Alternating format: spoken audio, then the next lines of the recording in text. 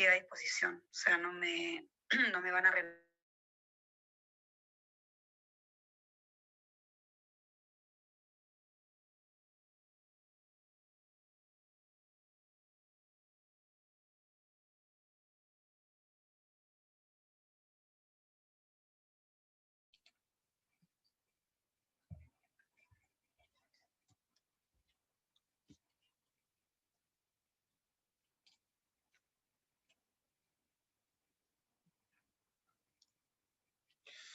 Hola, buenas tardes. ¿Me escuchan? Hola, buenas. Hola, ¿Cómo sí, sí, están? sí, Hola Daniel, ¿qué tal? bien, gracias, sí, se escucha bien. Qué bueno, me alegro un montón. Gracias Camila. Ya vamos a esperar unos segunditos para que podamos empezar. Estamos terminando ya prácticamente, así que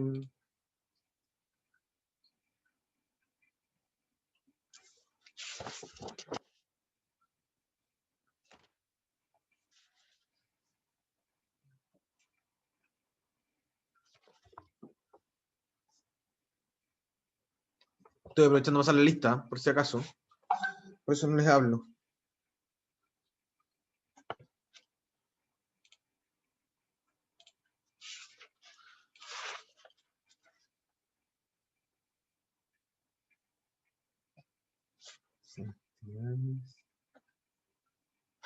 García.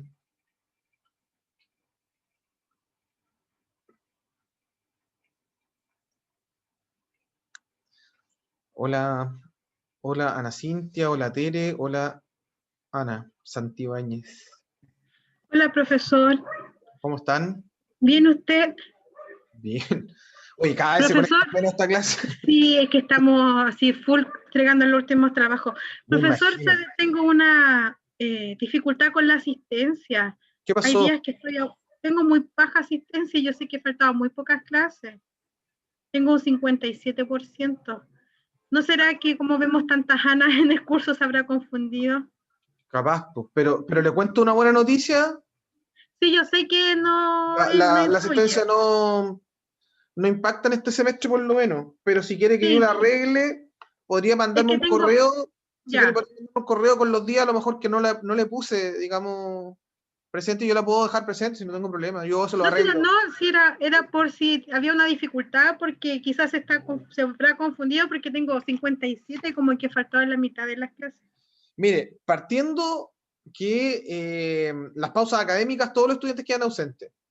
Eso es por una cuestión de la Ok. universidad. O sea, ya tiene 2 ausencias y si ya tuvo algunas, obviamente eso le va a bajar. Pero como la asistencia no impacta, como el método presencial sí impacta, pero como en este periodo de pandemia no impacta, entonces en realidad no pasa nada. Pero si usted quiere que yo le arregle la asistencia, no tengo problema. Ningún problema, de verdad. Vamos a hacer una clase cortita, ¿les parece hoy día? Porque en realidad... a ver, ¿me escuchan? Vamos a hacer una clase muy breve hoy día. No sé si les parece, porque si yo sé que están con muchas cosas, de verdad no los quiero molestar ya más. Y además que la última evaluación corresponde al foro 4.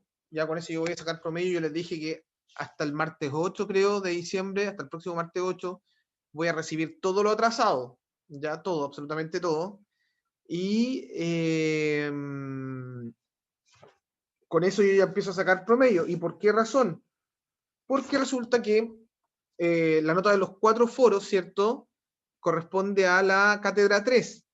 Y la cátedra 4, que no se va a hacer, corresponde al promedio, al promedio obtenido de la cátedra 1, 2 y 3. Por lo tanto, yo la próxima semana estoy en condiciones ya de ver quién se exime, quién no, etcétera, etcétera. Hay personas que faltan con foro, hay personas que todavía faltan con cátedra, ¿cierto? Porque han tenido un montón de problemas y yo no puedo ser inflexible ni muy rígido en este sentido porque no corresponde, ¿ya? Así que, bueno, eso. Ya no sé si alguien tiene algún problema acá. No lo sé. Yo creo que la gran mayoría de los que está conectado no tiene mayores complicaciones. Yo creo que esta semana y la próxima van a ser muy, muy terribles. Yo estoy pensando seriamente en dejar la próxima sesión solamente para que se pongan al día. Nada más. por lo menos conmigo, y ya el lunes 14 sería el examen, ¿ya? Así que yo creo que estoy pronto también a enviárselo, porque yo creo que igual va a haber gente que va a tener que dar examen. No he revisado bien el tema de las notas, ¿no? Pero yo creo que hay mucha gente que sí va a tener que dar examen. No sé si alguien tiene algún comentario o algo que decir al respecto.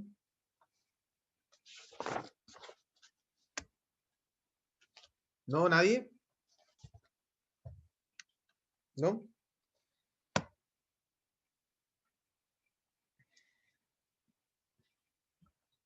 ¿No? ¿Nadie quiere decir nada? ¿No?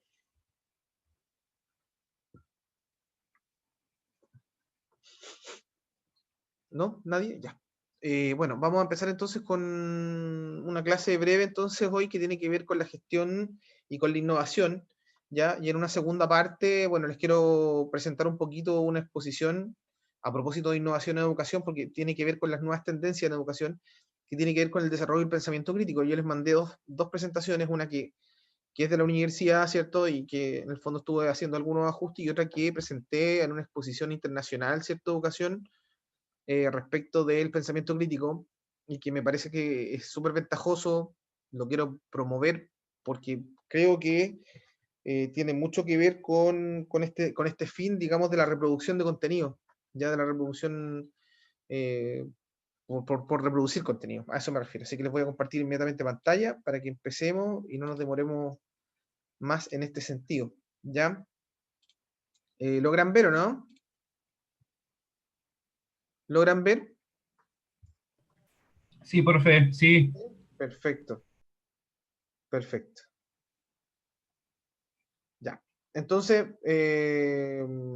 lo que vamos a ver tiene que ver con la gestión de la innovación en el aula. Nos hemos dedicado mucho al aula, y yo no he querido ver temas extras o generalidades, ¿no? He entrado de lleno, ¿cierto? De plano lo que es el aula, al interior propiamente tal, ¿ya? Dentro de esta unidad del liderazgo, que es la última, ¿no? Que nos queda poco y nada, en realidad. El resultado de aprendizaje de esta clase tiene que ver justamente con argumentar sobre la gestión de aula como un factor facilitador de los procesos de enseñanza-aprendizaje dentro del sistema educativo, ¿ya? Entonces esta primera parte tiene que ver con la creatividad y la innovación, ¿ya? Ahora, no sé qué entendemos nosotros por creatividad e innovación, porque en el fondo, si uno se pone a pensar, hay muchos profesores que, no sé, pues yo estoy pensando en un profesor de matemática que a lo mejor, en vez de escribir en la pizarra 1 más 1 es 2, a lo mejor ahora coloco en un Power, digamos, 1 más 1 es 2, entonces siguió repitiendo el mismo esquema y no hubo cambios. Yo creo que todo lo que es el siglo XXI, ¿cierto? Teniendo la disponibilidad de tantos programas, de tantas aplicaciones, creo que los profesores tenemos una deuda con las nuevas tendencias, ¿ya? Y eso es súper importante, digamos, que lo podamos afrontar de la mejor manera, y que seamos capaces, ¿cierto?, de poder ser creativos. Yo creo que tenemos la herramienta. Yo no sé si los docentes estamos preparados, ya, finalmente, para insertarnos en este nuevo mundo, que por lo menos por los profesores que llevan mucho más años en el sistema, en realidad como que dicen que esta pega es para los más jóvenes, para los profesores que están recién saliendo. Por otra parte, las universidades están integrando técnicas, ¿cierto? En cuanto a las nuevas tecnologías. ¿Ya? Entonces, miren lo que dice la diapositiva. En esta última década han surgido nuevos modelos que quieren abrir caminos que fomenten el pensamiento divergente y crítico. Eso es súper importante, el razonamiento, la creatividad, la capacidad de desarrollar conclusiones abiertas e inesperadas en los estudiantes. Yo creo que el gran problema hoy por hoy es que el conocimiento está en todas partes, ¿ya? El conocimiento está en las redes, está en Internet, ciertamente, y el problema es cómo manejamos ese conocimiento, en el fondo, cómo entregamos ese conocimiento o cómo lo vamos adquiriendo, ¿ya? Porque pareciera ser hoy que ya no sirve tanto esto de retener contenido o finalmente reproducir contenido. Estos métodos tradicionales yo creo que se están cayendo, pero a pedazos, porque en el fondo la sociedad está muy proactiva con lo que entiende o con lo que logra entender, digamos, de estas problemáticas que suceden en la realidad. no sé, pues estoy pensando, ¿no? En lo que pasó, por ejemplo, con la constitución de nuestro país. Pues en el fondo, una cosa es reclamar en contra de la sociedad y la otra es ponerse las pilas, digamos, y que las personas y la sociedad se muevan en masa para cambiar esta realidad que se tiene, ya que es parte justamente de este pensamiento crítico que les quiero compartir un poquito en la segunda parte. No sé si están de acuerdo con lo que les estoy diciendo. Si es que están tomando atención, lógicamente.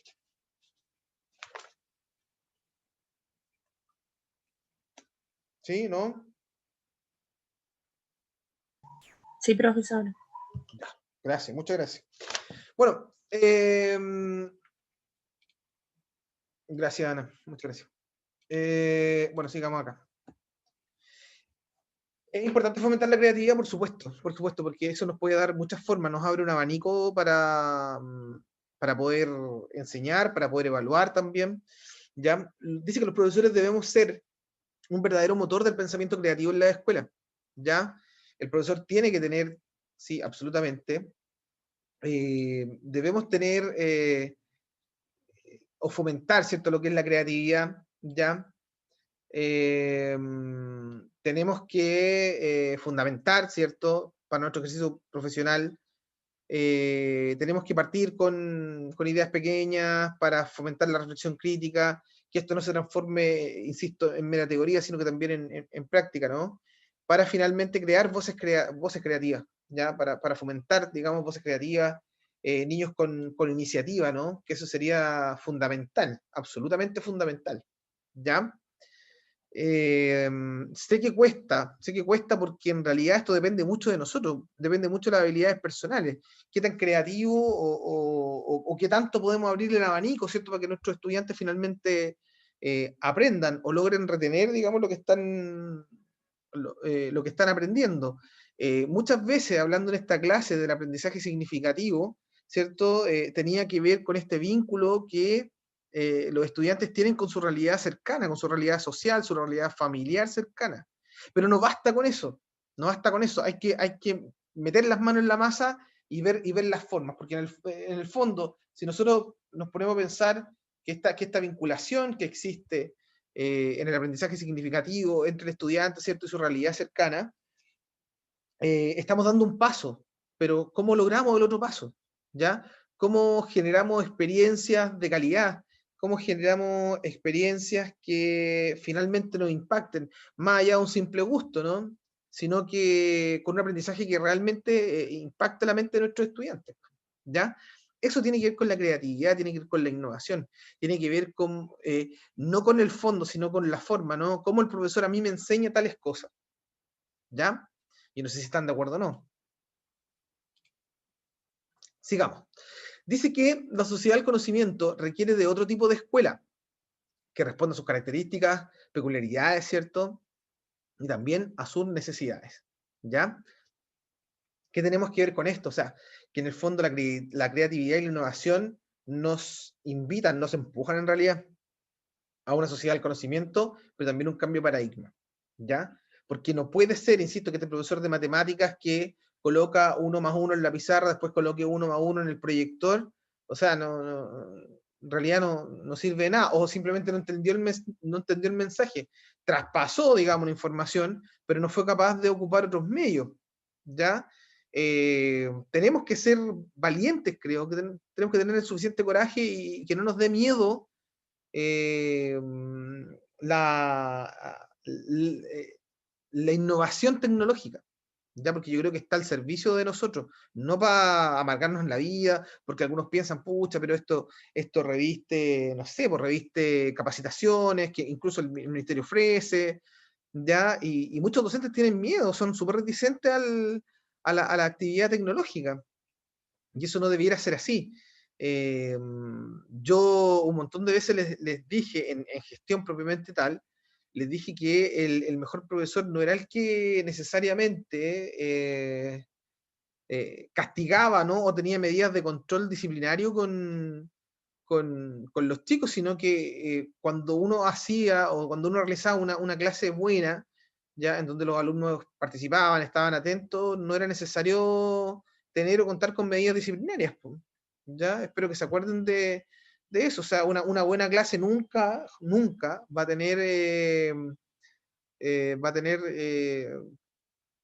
castigado o gente distrayéndose o pensando en otras cosas o haciendo otras cosas, ¿ya? Y esto de la creatividad y la innovación de los docentes tiene mucho que ver con lo que yo les estoy hablando. Yo no sé si lo comparten, yo no sé si conocen casos exitosos, a ver si me comparten algo, no sé. ¿Conocerán alguno, no? ¿No? ¿No? ¿Ninguno? ¿Alguien conoce algún caso destacado? ¿No? Ya, sigamos. Dice que se tiene que pasar del tradicional enfoque basado en los contenidos al nuevo paradigma de las competencias y habilidades que nuestros alumnos deben desarrollar para hacer frente a los retos de dicha sociedad. Y esto es fundamental, nuestro rol es fundamental. ¿En qué sentido? En que ya no sirve esta cuestión tradicional de entregar contenidos por entregar, como si uno fuera una especie de reproductor, de CD, ¿no? No sé, ya de disco, ya donde uno repite, no. Hoy por hoy, el siglo XXI nos invita a desarrollar competencias y habilidades, es decir, que lo que se enseña realmente tenga un sentido práctico, ¿cierto?, en la vida de nuestros estudiantes. Porque si no, olvídese, o sea, de repente nosotros mismos cuando estábamos en el colegio decíamos, bueno, pero esta cuestión servirá de algo, porque obviamente yo siento que me va a aburrir, a mí me aburrían mucho las matemáticas, hasta que entendí la lógica de las matemáticas ya cuando estaba en tercero medio, cuarto medio, con filosofía, ahí recién vine a entender por qué eran importantes las matemáticas. Entonces, ojalá que eso no se descubra de tan viejo, ¿no? Por lo menos yo estaba en el tercero o cuarto medio y ahí recién entendí por qué eran importantes las matemáticas, porque hasta antes de eso para mí era un castigo, digamos, hacer guías, ¿ya? ¿De qué sirve estudiar, no sé, formación ciudadana si no soy capaz de dar el ejemplo a lo mejor y participar en un centro de alumnos, participar activamente en una vida democrática, etcétera? O sea, las competencias, las habilidades nos ponen a prueba, y es súper importante, más que aprender, aplicar lo que uno está aprendiendo, ¿ya? Eso es fundamental, ¿cierto? Para fomentar una sociedad un poquito más justa, una sociedad un poquito más empática, que es súper necesaria, ¿no? Entonces, este paradigma de las competencias es fenomenal en cuanto a lo que nosotros queremos construir en nuestros estudiantes, ¿ya? ¿Alguien tiene alguna opinión al respecto? Profe, yo creo igual como bastante en esto que usted nos está exponiendo. O sea, por ejemplo, a mí me pasa mucho con respecto al tema de los contenidos de historia, como que antes siempre se veía mucho el tema de memorizar y todo ese tipo de como habilidades que son súper básicas dentro de una taxonomía. Uh-huh. Y que, por ejemplo, el caso que usted ponía de educación cívica, es como, bueno, sí, le estamos enseñando a memorizar contenido, pero no estamos enseñando, por ejemplo, algo súper básico como lo que es argumentar, socializar, siquiera, socializar, que es algo súper básico para como tener un rol, una posición o una identidad dentro de la sociedad en sí. Y que encuentro que es mucho más útil para un ser humano, así como algo esencial finalmente. Y que básicamente la escuela es lo que debería como entregar las habilidades finalmente para que uno se pueda desenvolver en el mundo. Ahora, yo creo que ahí está la responsabilidad, lo que usted dice es fundamental, porque yo creo que ahí está la responsabilidad de los docentes, ¿no? En cuanto a ver cómo nosotros damos este gran salto, ¿no? De lo tradicional, de esta cuestión porque, insisto, yo creo que el reproducir por reproducir contenido no tiene ningún sentido. Yo puedo hacer, yo desde mi trinchera, profesor de historia, puedo decir, bueno, a lo mejor mi asignatura promueve más proactividad porque está implícita dentro de los contenidos, ¿me entiendes? Pero quizá otros no, po. Si yo fuera profesor de matemática, digo, bueno, ¿cómo ¿cómo lo hago? Bueno, no soy profesor de matemática, pero igual me estaría como craneando, digamos, todo el rato para ver cómo hago para aplicar, para hacerles ver de que realmente esta cuestión importa. Y fuera de contar o no con una calculadora para el futuro, ver que efectivamente esto me ayuda a desarrollar el ingenio, me ayuda a resolver problemas. No sé, estoy pensando en eso. Yo creo que cada profesor tiene que ser lo más ingenioso posible, ya para este cambio de formas, ¿no? Para desarrollar justamente todo tipo de habilidad y competencia en sus estudiantes. O sea, no sé, yo fuera profesor de matemática, no sé, me iría, no sé, para el bosque y vería y jugaría un poquito con los ángulos, qué sé yo, con los árboles o con los movimientos. Si fuera profesor de física, con el movimiento, no sé, pues de las micros, de los buses quizás, o de los puertos y los barcos, qué sé yo. O sea, yo creo que el conocimiento está, pero yo creo que no lo vemos. No, creo que somos los profesores en Chile somos tan tradicionales, ¿no? Y hemos tenido una historia tan poco enriquecedora hacia atrás que en realidad los profesores de ahora, del siglo XXI, somos los que tenemos que cambiar un poquito esta mirada y salirnos un poquito, zafarnos de esta orientación del contenido por contenido, salir como el tema del cuestionario. Yo creo que por ahí no pasa la cosa. A mí, por ejemplo, en la Profe, U, yo les voy a contar algo, disculpen. A mí me ha pasado muchas veces que a mis estudiantes, bueno, en lo presencial, ¿no? A mis estudiantes no les va bien conmigo, sobre todo en un ramo que se llama Teoría de la Educación, que es el EDU 206, y me echan la culpa a mí y me dicen, profe, usted nos hace pensar. Eso yo no sé si reír o llorar cuando me han dicho todos los segundos semestres eso, porque pareciera ser que hacer pensar a una persona está como mal, po, ¿ya? Y resulta que hacer pensar a una persona creo que es un ejercicio súper enriquecedor para la mente. ¿Por qué razón? Porque yo les hago puras pruebas de aplicación. No pregunto necesariamente lo que está en un texto o lo que yo dije en clase explícitamente. No. Entonces, yo les digo, bueno, de eso se trata, po. Yo no puedo tener un profesor estancado en lo que diga un libro, en lo que diga un texto, una guía. No, pues yo tengo que hacer pensar y tengo que hacer que el profesor haga pensar a sus estudiantes. Porque si no, ¿de qué me sirve? No sé si me logro explicar. Perdón, alguien estaba hablando. un profesor, de hecho, con el mismo caso que usted ponía con matemáticas, yo recién vine a entender matemáticas con el ramo de física, de como, por decirlo así, lo que en media después pasa de ser ciencias naturales a ser química, física o biología. En física me di cuenta de que las matemáticas me servían porque eran parte de la realidad, como, no sé, como las ondas generando colores o el movimiento en sí, y ahí recién le vine a encontrar un sentido. Y era algo que no veía antes porque simplemente era como calcular unas cosas que finalmente lo podía hacer con una calculadora. O sea, ¿para qué me aprendo esto si tengo una herramienta al lado que me da la respuesta mucho más rápido? Y después recién le vine a encontrar un sentido.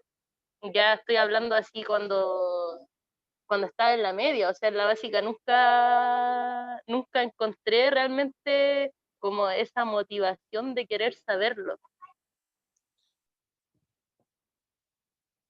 Entiendo perfectamente. Ahora, por ejemplo, cuando usted habla del tema de la calculadora, yo creo que esa justificación que tenemos todos, ¿no? De decir, no, que la calculadora, oiga, pero tiene que saberse los números y las operaciones básicas para ocupar la calculadora, porque ahí están los números, están las operaciones, y si usted no conoce, digamos, los números o las operaciones, difícilmente va a poder saber ocupar una calculadora. Hay que partir por lo básico, ¿me entiende?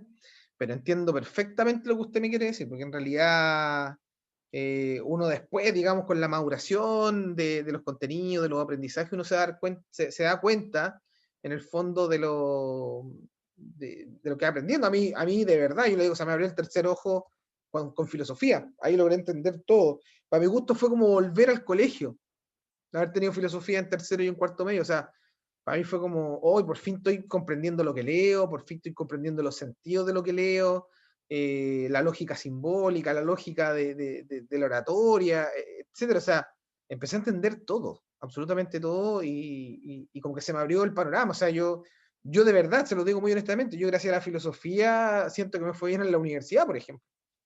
Como que siento que aprendí a leer de nuevo. ¿Ya? Siento que como que con la filosofía cambié ese paradigma, ¿no?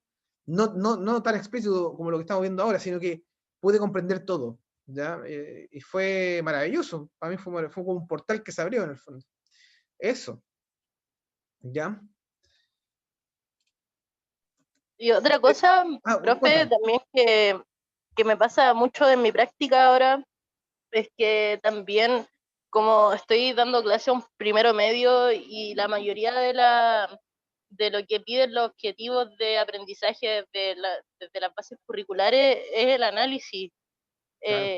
Y yo lo que vi cuando llegué a diagnosticar este curso era de que los cabros simplemente estaban memorizando, y para mí como que, no sé, me dio un poco como ese shock, por decirlo así, porque ya habían pasado 2 años de mis últimas prácticas, y, y como que básicamente decir, o sea, como curricularmente los cabros deberían estar haciendo esto, pero no lo están haciendo, y también es un poco culpa del profesor.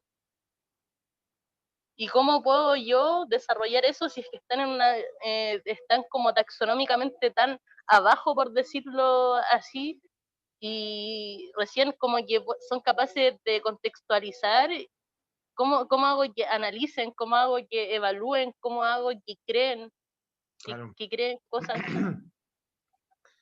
Es complejo, pero ¿sabe qué? Yo le voy a dar una fórmula en el próximo bloque. En una exposición que realicé, les voy a dar una fórmula para eso. De verdad. Porque no nos podemos quedar pegados en una sola habilidad que es el análisis. ¿Ya? Porque uno no puede tampoco culpar a los colegas de básica y decir, oye, ustedes son los culpables porque tienen como girando en el mismo círculo siempre a los chicos. Yo creo que la exigencia, en ese sentido, la exigencia de habilidades tiene que ser progresiva. No puede ser de un paraguaso, partiendo por eso. ¿Ya? Pero eso lo vamos a hablar, y qué bueno que tomó ese tema, porque yo creo que hay una fórmula que se las voy a presentar en el próximo bloque, que se llama pensamiento crítico. Ahí lo vamos a conversar.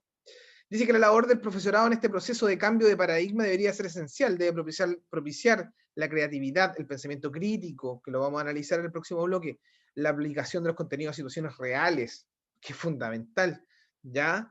Tiene que propiciar los procesos colaborativos, etcétera. O sea, hay un montón de cosas que tenemos que hacer. No, insisto, no tiene que ver con el fondo, tiene que ver con la forma. Es más, yo les voy a decir algo. Yo creo que la evaluación que se hace a los docentes hoy ya no pasa tanto por el dominio de contenidos. Yo creo que ahora pasa esencialmente por la didáctica de ese profesor, por cómo logra transmitir, por cómo logra orientar esos contenidos. Yo no sé si van a estar de acuerdo conmigo, pero créanme que yo creo que eso es lo que se viene. Porque, insisto, el contenido, en cuanto a información, está en la red, está en internet. Y si usted quiere averiguar, métase una página, vea una buena página, una buena fuente y lo va a poder lograr. ¿Ya? El tema es cómo yo recibo eso. Nosotros los profesores somos los intermediarios de eso. Somos los intermediarios entre el contenido, ¿cierto? Y el alumno, entre quien lo recibe, el receptor, ¿no? ¿Se entiende? Ahora, pensando en gestión de proyecto educativo en el aula, dice que, bueno, teniendo en cuenta la teoría del procesamiento de información como enfoque, ¿cierto? Tenemos que un proyecto de aula es un método orientado a objetivos para la planificación y gestión del aula en la clase, la cual se presenta como una alternativa pertinente para la solución de problemas, construcción de conocimiento y el aprendizaje autónomo. Ya, yo creo que hoy por hoy es súper interesante realizar proyectos de aula, ¿ya? Que usted lo puede manejar, digamos, por unidad, por temática, etcétera. O sea, uno puede ver. ¿Y por qué hablo de proyectos, no? Porque en el fondo lo que nosotros hacemos es generar conocimiento, ¿cierto? Pero más que generar conocimiento es cómo yo hago propicio que estos conocimientos lleguen efectivamente a los estudiantes y el estudiante sea capaz de asimilarlos, o sea, capaz de tomarlos como corresponde, ¿ya? A eso me refiero. Dice que el proyecto de aula debe considerar al menos ciertos aspectos básicos, ¿no? La formulación, una hipótesis, ¿cierto? La formulación de un problema, objetivo, actividad, indicador y fuentes de verificación, ¿ya? Eso necesariamente, ¿ya? Todos estos elementos corresponden casi a la presentación de una tesis. En el fondo, algo que yo quiero proponer y espero poder lograr, ¿cierto? Formulando un problema, quizá una hipótesis, ¿cierto? Las actividades, las fuentes que me van a ayudar a verificar, los indicadores de logro probablemente, ¿ya?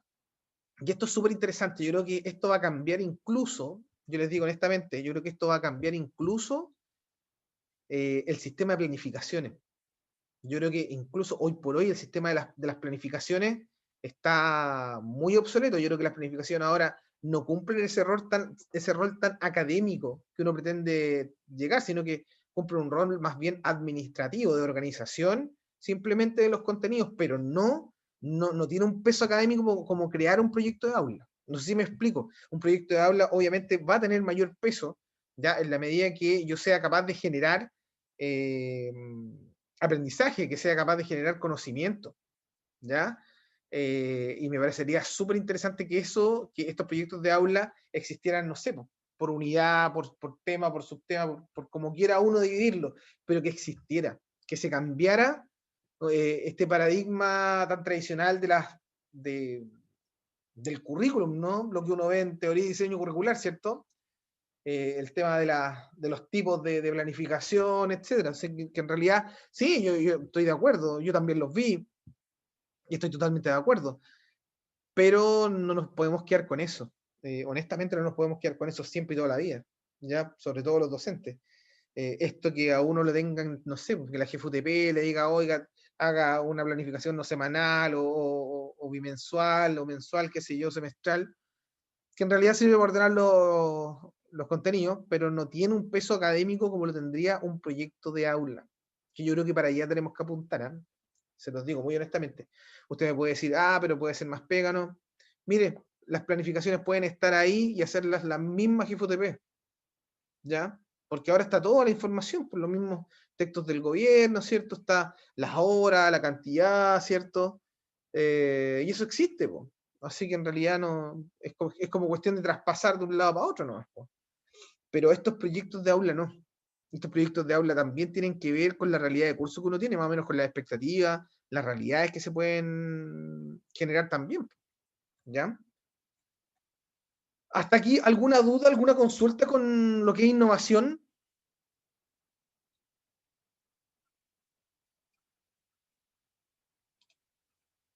¿Alguna duda, alguna consulta? No, profesor. ¿No? He sido claro, ¿no? Pero ¿qué les pareció esto de la innovación y la creatividad? ¿Les pareció muy poco adecuado o está bien? ¿O cree que debiera ser así? ¿O el método tradicional nos va a seguir asegurando cantidad más que calidad o ambas cosas? ¿Alguna opinión antes de cerrar, digamos, este bloque?